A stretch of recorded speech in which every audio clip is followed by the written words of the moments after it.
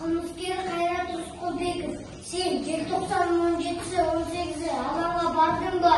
Иә, бардым. Не мақсатпен? Ояға барған себебім, біріншісі ел айтқан сөздерді есту үшін, өз көзіммен көру үшін бардым. Екіншіден, алаңда қазақтың уыздай жас қыздарын ұрып жатыр деген соң, ол жерде бар көмегімді салғаным рас. Ол үшін мен өкінбеймін, керісінше мақтанамын. Сен 9 автомашинаны өртегенін рас па? Жоқ, ондай қылмысты мойындамайды. Қазақ Кеңес Совет Республикасының жоғарғы сот үкіметі қылмыскер Қайрат Рысқұлбеков, сен 9 автомашинаны өртеп, 196 әскери жаралап, ауруханаға түсуіне байланысты деп тауып, ату жазасына үкім шығарды. Мен бұл үкімге келіспеймін, менің балам қылмыскер емес.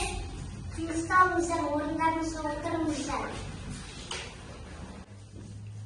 Қайрат Рысқұлбеков, сенің ақтық сөзің бар ма? Иә, бар. Қынадан таза басым бар, 21 жасым бар, қосқалдақтай қаным бар, бозторғайдай жаным бар. Алам десең алыңда, Қайрат деген атым бар.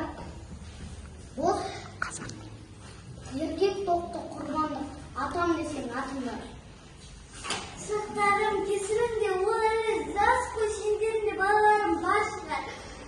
Мен анам Абдулым сирымдаршы. Кесір, оның атынан кесір алып кесіріңдерші. Көтер ана басыңды, жауынды күн өтті кетті жасыңды. Қазақты қой мың қойып, мың тірілген, майыптерге көрсетпей көз жасыңды. Алып бесіңдер. Менің тоңдырды сені, желтоқсан желі ызғарлы.